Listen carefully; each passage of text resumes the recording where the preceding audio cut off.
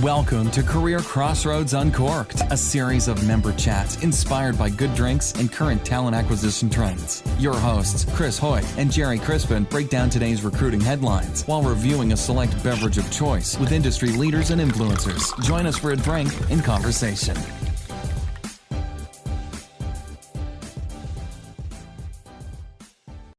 Let's do a quick round of introductions. If you're listening to the show, hi, I'm Chris. I'm the host.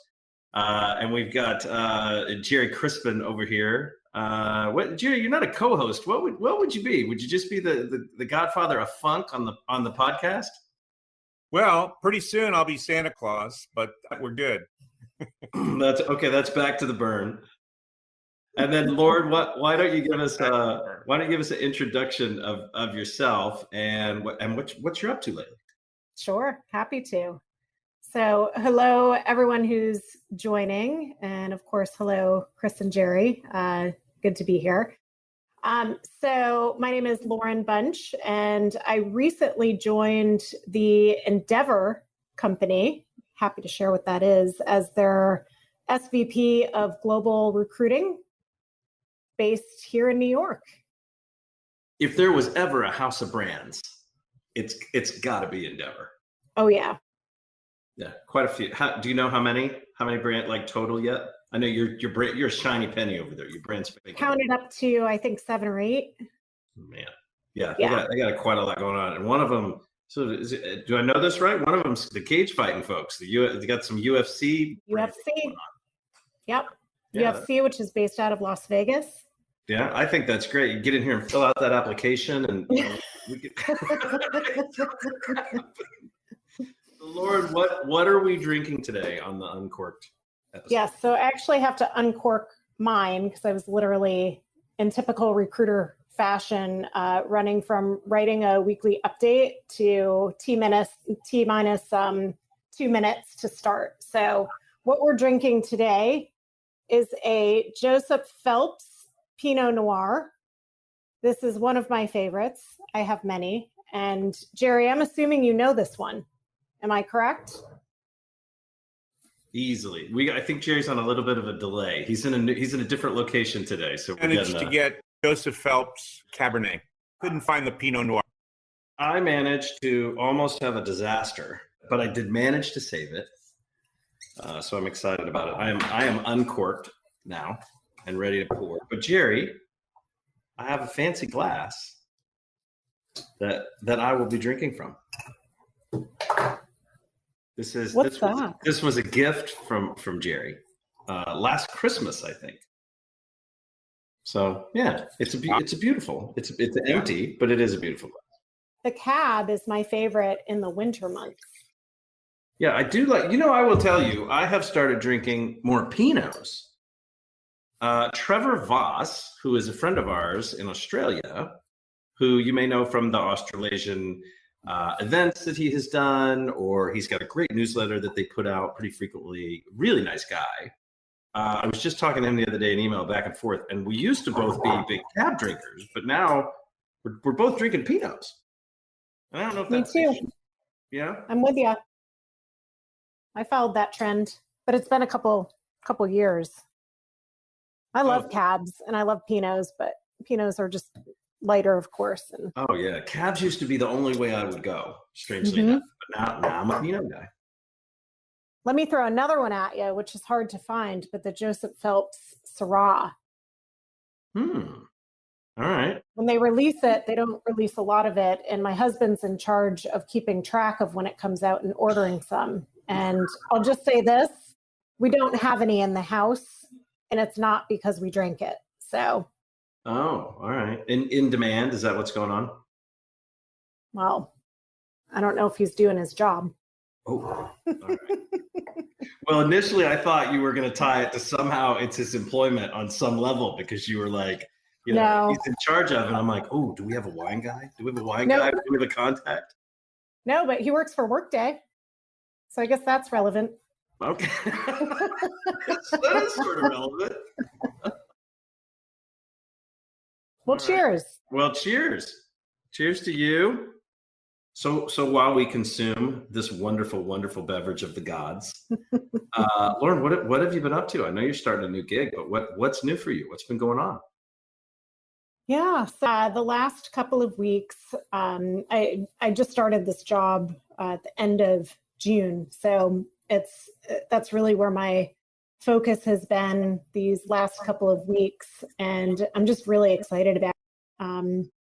It gets me back into the media and entertainment space from every single aspect. When you think about life's experiences, this company puts on events like the Super Bowl, and just, you think about life, you think about the experiences, and what sorts of things I love, which is media, entertainment, music, you name it. It's really just such a great fit for me. So I'm excited to be there and excited to be bringing others into this fantastic company. So I've been up to that. I think when we met you, you were at were you at Time Warner? Yep. Yeah, you were at Time Warner when we met you. Yeah. Time Warner, I spent 17 years there. So I grew up there. And after I left, I actually got into the tech space for about 4 years, which was awesome. I learned so much. It was really fun to do something new and totally outside of what I had been doing for so long. And I think it really rounded out just me as a recruiting leader. So I'm really grateful for all the experience that I've gotten along the way. I think that's wonderful. Is there a particular event that you are going to have to crash or attend as part of your onboarding? I don't know yet. Right now, it's people's offices.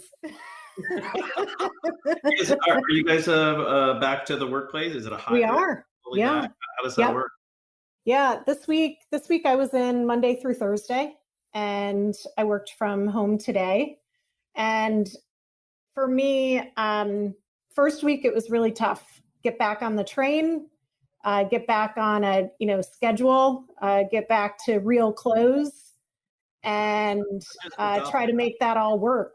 And the first week, I felt kind of like a mess, just getting myself back to it. And it all came together. I think by the second week, I remembered what it was like to run to the train at 7:30 in the morning and just make it.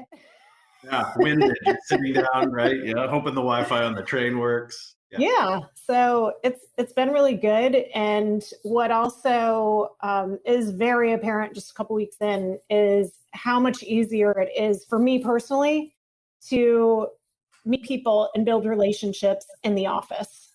There's the hallway conversations, there's the pop-ins. It's made it so much easier. And I don't know about others, but for me, through working just at home on the screen through the pandemic, I can't see anything anymore. I definitely need glasses. I need to give into that. So just getting myself off the screen, I think is a good thing for me personally. And it's not our age. That's not why we need glasses. No, I know. It's not that at all. Yeah. No. It's funny. Loren, where are you commuting from? Westchester. Got it. So it's about 35, 40 minutes. It had not occurred to me like getting back into the office and the normalcy of people popping in and seeing everybody and getting dressed. But what I had not considered, because I've been fully remote for almost 7 years, and then sort of partially remote for 5 years prior to that, it had not occurred to me the commute, like the sort of the getting your body used to that commute again, the unwind time. Because I remember when that kicked in, a lot of people were complaining they'd lost their commute time, and that was their unwind. That was their buffer between home and work to get your game face on and then put your game face away, right, to unwind on the way back. So it's a little bit of an adjustment, huh? It's so true. I had a meeting this week, and the woman I was meeting with, we were talking about this. you sort of feel like a hero when you arrive because you've already blown through all of these emails and you've done all this work on the train, and you get there and you're sort of ready to sit down and start your day. Yeah. And even this morning, I didn't have that time. And so it was like a scramble today. And so that train time is really invaluable. And then just as you said, on the way home, same thing. I get through all my emails all at once. So I get home, can relax a little bit, make some dinner, walk the dogs. It's actually been great for me to have a little bit more of that. I will be interested to hear how you feel your productivity goes, because if you've got like a 30-minute, 40-minute, are you giving that up, or from your commute time was work time at home before? Are you giving that up, or are you one of those people that is more helpful for you to just be crushing it on the train or in the car, or better headspace for you?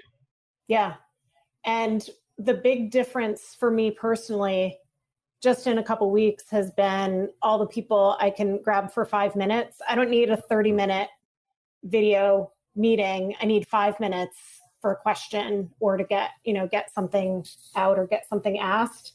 My days are much more efficient, even though I'm adding back in a commute. Yeah. Are you, is your budget going to take a hit? Cause you got to buy clothes now to go back into the office, right? Well, that was inevitable. Yeah. Would it be not, I'm a shoe guy. And one of the things I do kind of miss about the office is putting on cool shoes all the time. And, different kind of, I have a lot of shoes, I think maybe even for a dude. Yeah. So it's kind of an interesting thing. Whereas like right now I'm in flip-flops and I just wear flip-flops every day. I put on shoes the other day to go to dinner and I was like, oh, these don't feel very good. These shoes my toes feel claustrophobic now.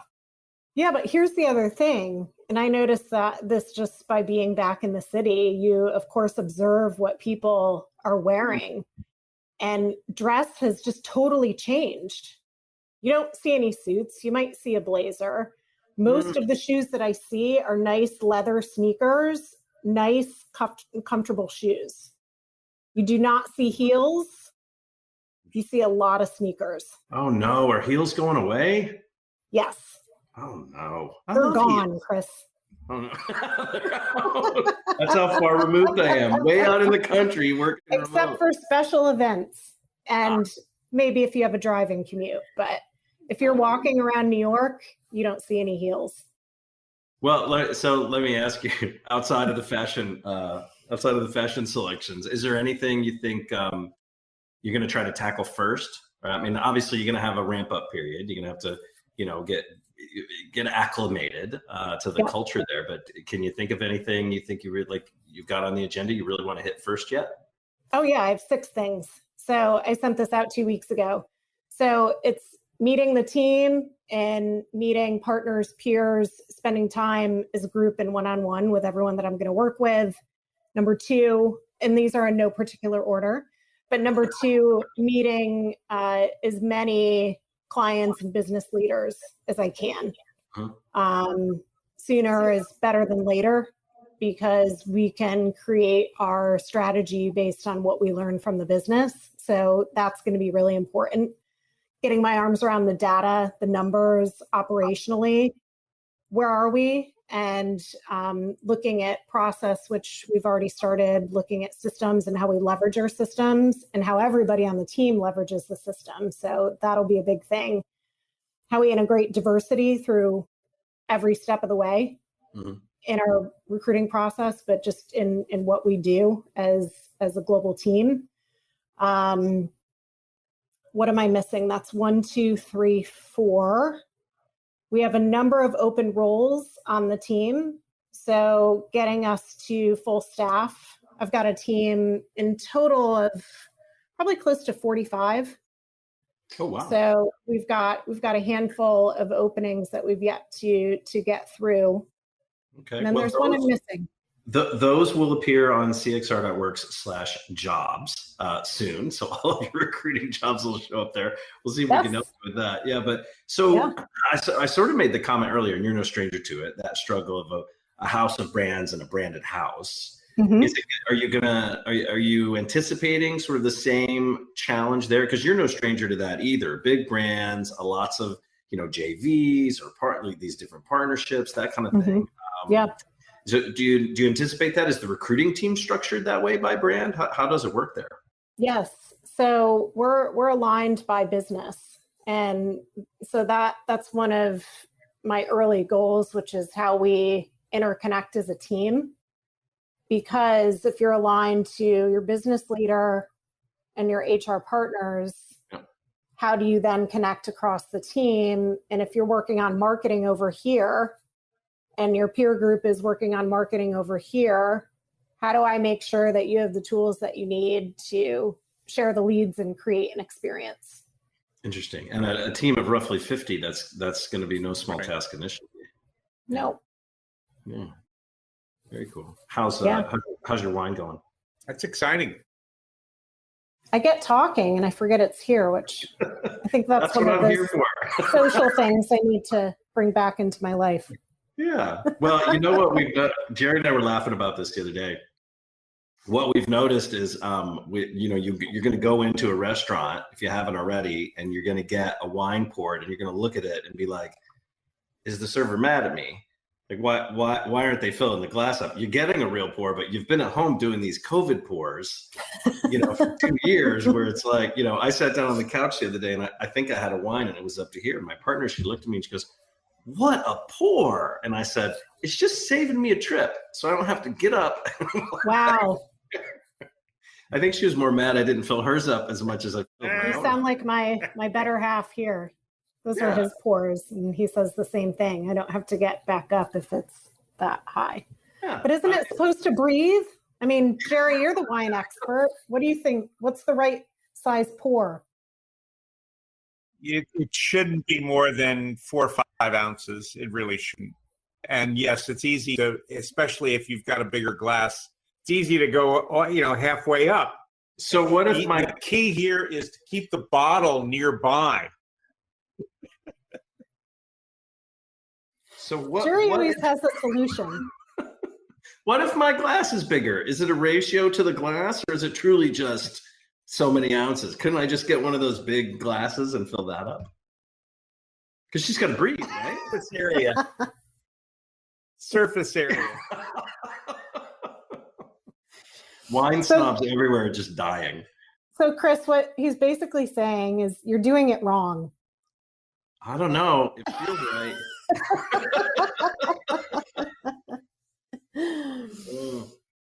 Yeah, it feels just fine. You do you. Yeah. Yeah. Oh, that's fun. Yeah. So, so you asked what else I've been up to. We went to our first, actually 2 concerts, one smaller and one large. We went to see Kenny Chesney in Nashville. Kenny Chesney, nice. And when was that? Oh my gosh, time still run together.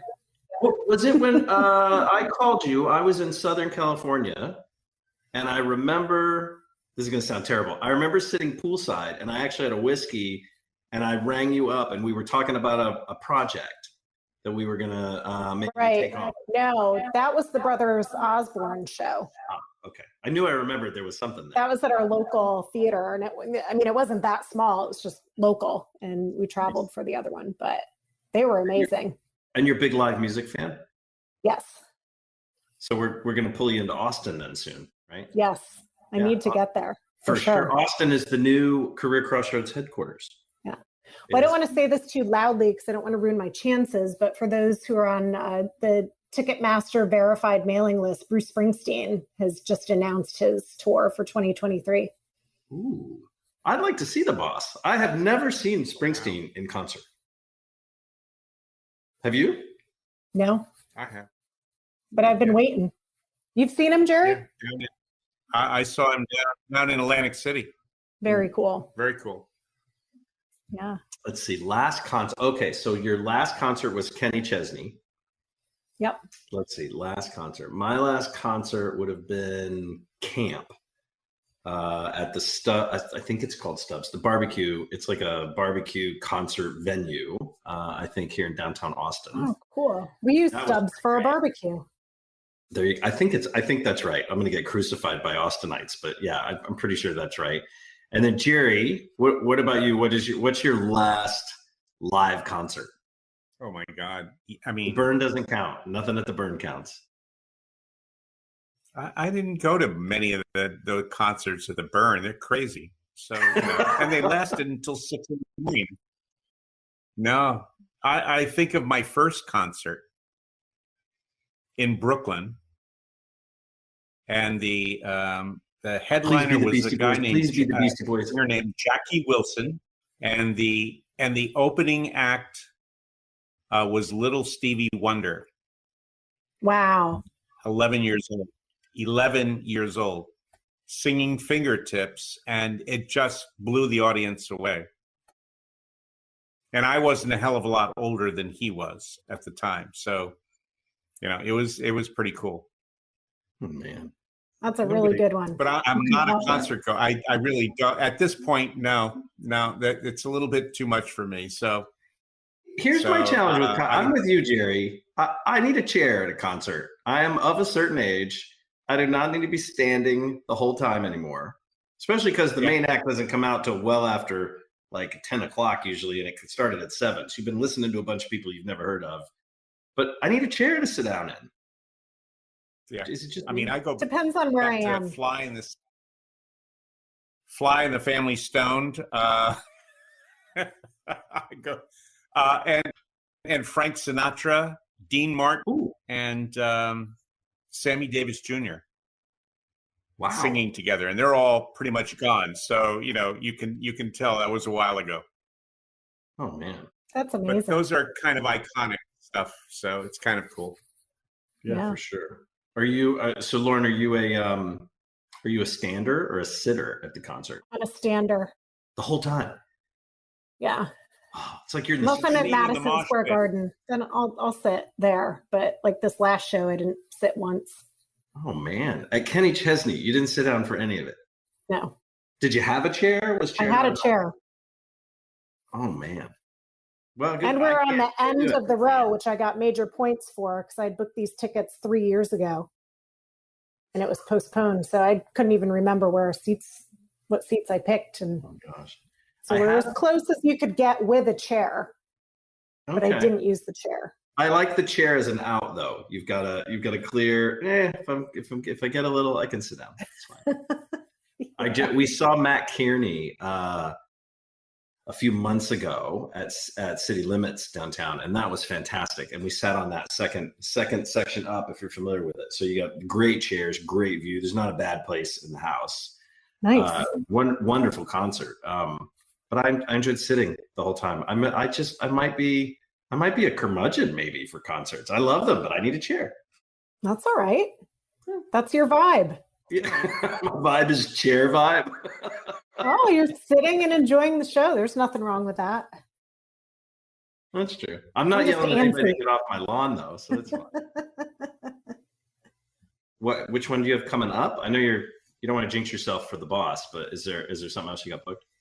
Well, we actually, and again, this is going back 3 years, we had booked tickets to see Kenny because he had just announced his tour. So we got tickets for Nashville and then we got tickets for Giant Stadium. So we're going to see him again in August. Oh, wow. I don't think there's anything in between now and then, but I'd love to see Chris Stapleton again. I like a lot of different music, but he's pretty great. Stapleton, I would really like to see. I find him brilliant, and I do enjoy his music. Yeah. Who just announced they were doing is it Garth Brooks is doing a big tour, and he's going to finish in a stadium or something? He's wrapping up. That's who I last saw. I saw Garth Brooks when he quit. When he decided to take time off, and he made a deal with Wynn to come to Las Vegas once a month and do a small venue, and they had this extraordinary approach where you had to, if you got tickets, you had to go and prove who you were and get something on your arm that was locked in, so that when you actually showed up, it matched the ticket. It was really like unbelievable. A chip? There's only you got chipped? Yeah, there was only like 250 people in the room. Did they inject something into you, Gerry? No. Into your arm? It was it was one of those things you couldn't pull off your damn arm kind of thing. Is it just me, or is Garth Brooks like kind of intense, like about who can see hear his music and watch his concert? Like he tries to stay in really small venues. He can't find his stuff on Spotify. So I will tell you, he had kind of given it up, and he came out and he just brought his guitar and he brought a chair and he sat on the stage and he just started talking about the things that impressed him, the things that inspired him to sing a song. And so he would refer to some old Waylon Jennings or somebody, and he'd say, when Waylon did this, here's how that I was inspired to write this.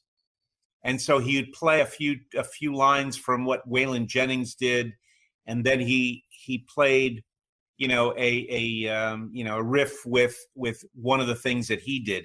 And he did this for almost 2.5 hours. And it was like a very intimate kind of piece of who he was and how he thought about his music and why he did the things he did. I thought that was, we were all just totally enthralled. Very cool. And that was probably one of the best concerts I've ever been to. But obviously a very intimate one and very low key. And I was definitely in the seat. Very cool. We're thinking of a couple dinners in Manhattan, maybe one in New Jersey. Mm-hmm. When I can, I have a dinner at Molo's in Weehawken. Okay. Which is really right across from the center of Manhattan. Yep. It has Nice. a view of Manhattan that's fabulous. Oh, that's so I'll at least keep you in the loop on those. Please do. Because we're trying to have more dinners in a variety of cities and bring some of the people that we know. There's a number of women vendors who live in and around New York. So Catherine Minshew, who does the Muse, Mm-hmm. Frida Poli, who has Pymetrics. Trying to think of the person who has Hired Score. She's up in Westchester, I think. Okay. A couple of them are. And Maury Hannigan's Spark, she's in New York as well. These are all interesting people who have built startups in our space. Struggle a little bit because they were dealing with, how do I as a woman Mm-hmm. do a startup when I'm competing with all these guys who are trying to, take all the money kind of thing. So. Mm-hmm. It's fast. Their stories are fascinating, and some of their products increasingly are evolving, I think, into really valuable tools. That over time, you've got to figure out what kind of arrows should I have in my quiver that help my recruiters do what they have to do. Yep. And I think Absolutely. that continues. I don't think there's any one silver bullet. I think you're constantly saying, how does this all fit together? How do I maximize how they integrate with one another? Yep. To create the efficiencies and productivities that we need to have. And then the uniqueness of who you have to hire. I mean, who you're going after and what you're doing. I find it fascinating and still fascinating. Yeah. And so Chris and I have spent more time engaging some of these characters who are emerging, particularly the ones who really care about our profession and our industry. We purposely don't get involved in representing them, which some people do out there. But we know that you pay us, so that's enough. We'll take that. But I don't want to get involved in, even though I like a number of these characters, I don't want to be on their boards.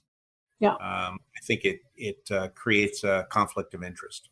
Yeah. Well, there's so much to leverage. And what I've found in, working across a couple different companies over these last however many years, 5 or 6 years, it's really the stage of growth that the recruiting team within that particular company is in. Right. And what they need at that moment in time. I think that's like 80% of it, just from what I've seen. Some are way far ahead with tools, and you need to establish the baseline of where you are, and I think that you're in the process of doing that by talking to the clients and the recruiters and whatever, and out of that you'll certainly create your own point of view relative to it. And I have, one of the things that I think about that we can offer to you is you're not the only one who is starting off dealing with this. So Danielle Monaghan is in the early stages of moving to Google, doing the same exam that you're doing. Melissa at Ford is doing the same damn thing, and there's 4 or 5 of you who are members who literally have moved in the last 3 months, 4 months. And are establishing those kinds of things and picking each other's brains just as the time evolves, when you say, I got enough information, I want to share. I want to, have a quiet conversation that's off the record with a couple people. I know they will step up and give you that time. Right now, it's just for me personally understanding the foundation and where we are. And I think coming in new, you have to meet the organization where it is today and step into it and learn from the team and leverage the team that's been there. And then you can start to build even further and see what makes sense and when. But I think that's the fun of it. What's right now? What's later? What are we working towards? Where do we want to get to? I think when you can look at it as an adventure, you're really right on the right track, because nobody's got the full answer. I do believe that one of the missing pieces to what we do is converting or curating the kind of content and data that we're developing that would be advantageous to how a candidate makes a decision. When you think about feedback that's given to a candidate, I think about what it is, or what is it that wasn't right for them in this role at this company right now. And there are them as a person, and then it's the experience that they bring. And we, along with hiring managers, really need to understand if they're going to step into that particular job and thrive.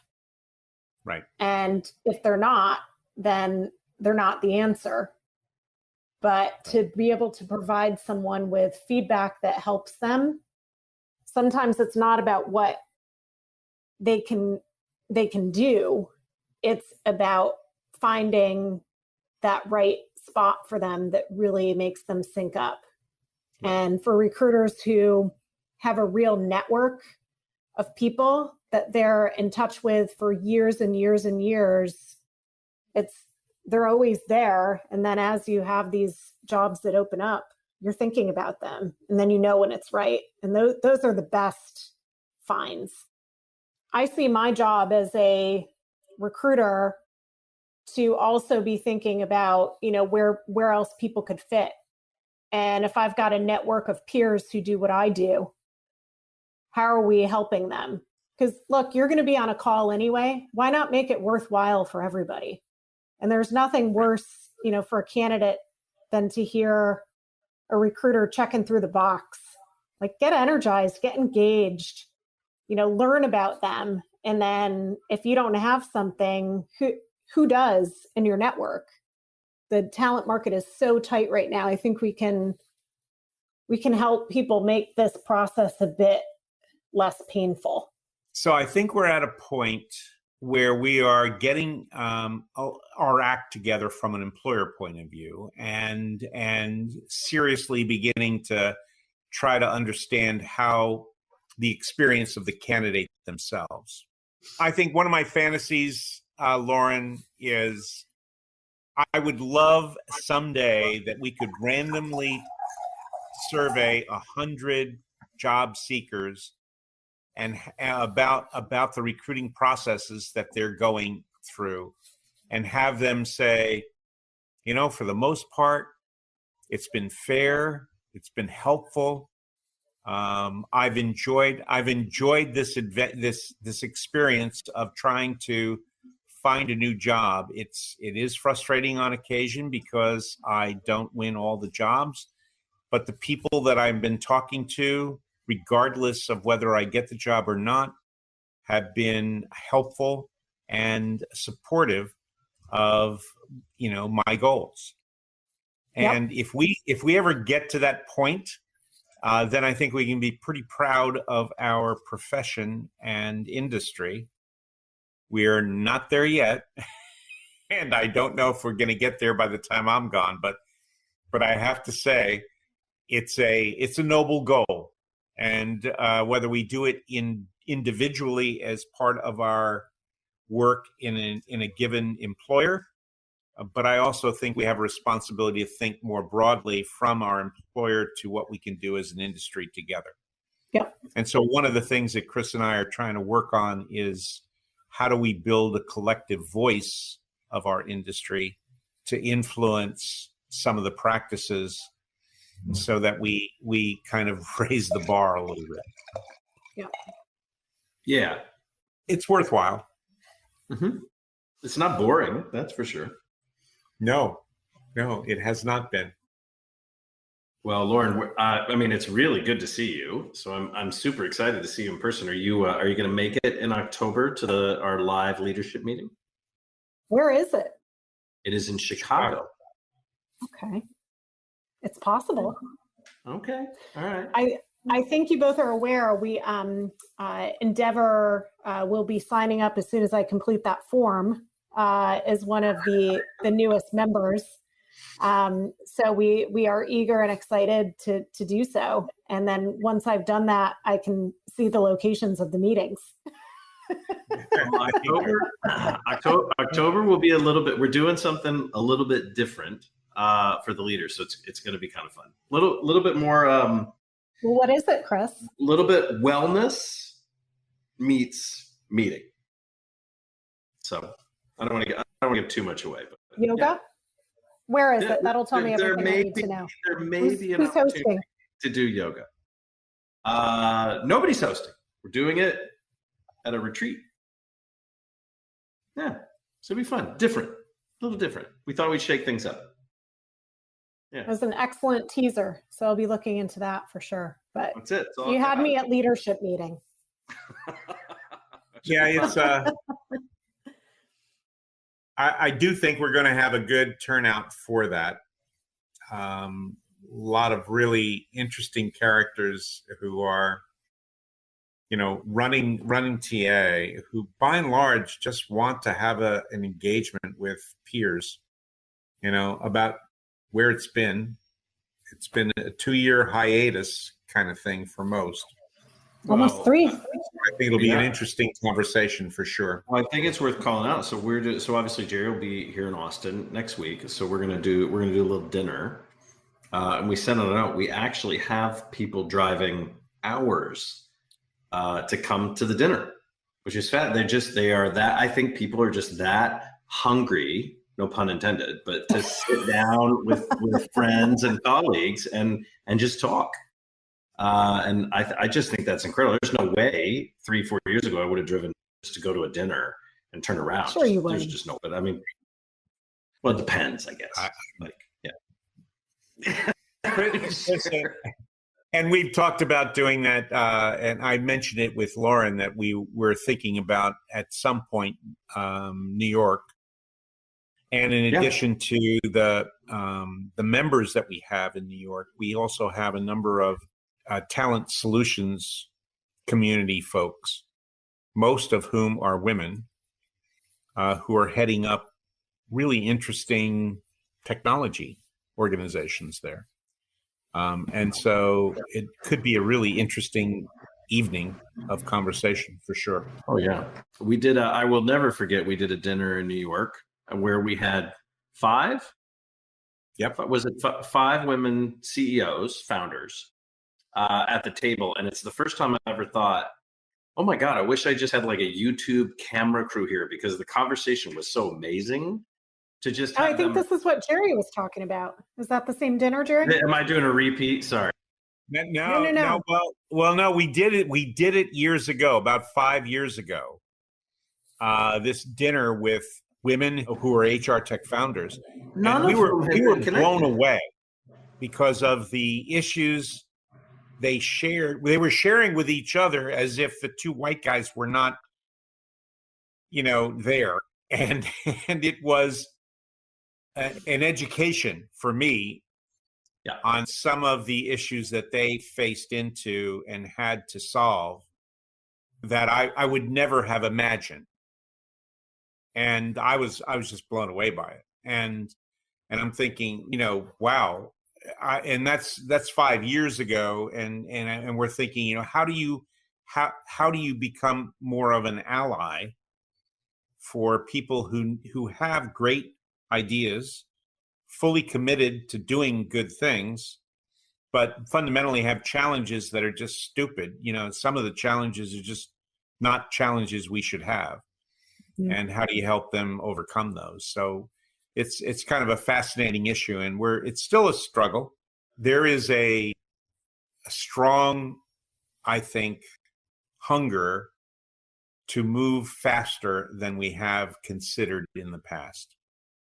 I think there's an awful lot of effort now to do that. And I do think that companies that do it should be highlighted much more than in the past. And the companies that don't should be outed much more than in the past, so that fundamentally we can, kind of level load a little bit. If it takes that long to get to one place, shouldn't there be some sort of accelerator? What can we join that could be more of an accelerator? What can we do individually that could be more of an accelerator? I think that's a good way to look at it. Yeah. Chris, I want to tell you that you can't see anything. I'm on audio only. What do you mean you're on audio only? Oh, you are. Yet I can see you. You can see me? Okay. See what it is. I or can what it see says, you. but I know what it is. Loren, can you see that? It says Santa. Yeah. So Chris, no. I found some coins. I found some coins on the web that I'll bring one of them down to you to next week.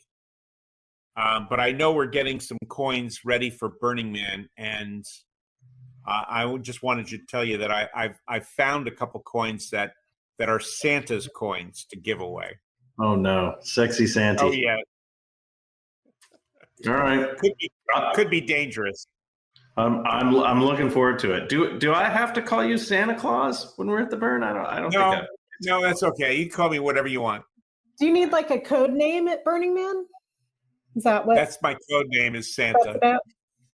And what's Chris's? I don't have a playa name. I don't think they gave him a playa name. But I'm going to, one of our members actually, Michael Canisto, is actually me a robe that will reflect a more exotic kind of Santa. And then I have glasses to go along with it. Chris, if only you could see. I can now see Jerry. I can't Okay. see Loren. And a hat. Oh I- my. So Jerry, I haven't told you this yet. So this is a new release. We will be conducting podcast interviews at the Burn on I the love topic it. on the topic Wow. of community. How in fact can we do that from a technical point of view if in fact there's no internet connection? That's a lot of facts in that question, and I'm just going to tell you, got it covered, says the guy whose internet isn't working today. Well, I assume these won't be live. They will be shot and edited later. See, the media lady knows. Because I am sure they will need editing. Am Yeah. I wrong? They definitely will need editing. I'm thinking a couple censor. You remember the TMZ? Unless you have show? a 5-second delay, Yeah. Well, we'll just need those You're absolutely blocks right. that show up to cover things. It'll be fine. I think I can I speak do for think- everyone when I say we look forward to seeing these podcasts. Numbers are going to jump. I am convinced that Burning Man offers an insight into how community develops in a way that employers should be learning from. I would agree with that. That's why we go. We just have to figure out how to say that in a way that is understandable and usable. And that would I be wish the you both luck. challenge. Well, because I am on the last glass of my wine, Already? I want to. Well, I'm a fast drinker. I don't Because know, you have those large pores. feels judgy. No judgment here. Loren, I want to thank you for joining us. It is fun to connect with you, and it's lovely to see you. And I hope that you make it to Chicago, whether or not you do the Me too. yoga with us or not. I think it's going to be a lot of fun. I like yoga. I love yoga. Big fan. My wounded dog is probably better than any you've seen anywhere. Aw, It's going to be amazing. awesome. I So do good not, to see you so guys. I will participate in a way that I can, whatever that is. That's I fair. love that. That's fair. All right. It is good. Well, it is good to see you. I do appreciate you joining. It is. It's great. Great to Good see to you. see you both. And Good to be welcome back. home. Yeah, welcome home. Thank you. Welcome home. Good stuff. Have a wonderful weekend. nice. Share a little bit of that wine. Hopefully, there's a little left with your significant other. I will. Or don't. Just tell them the call went long and finish it. Thank you, I'm Lauren. sure he has low expectations. I doubt it. I highly doubt it. All right. Thank Jerry, you both. See you too, Dave. soon. Thank you both. All right. Bye. Bye. Thanks for joining us for another episode of Career Crossroads Uncorked. Chris Hoyt and Gerry Crispin look forward to sharing more drinks and conversation with you next time. Until then, cheers.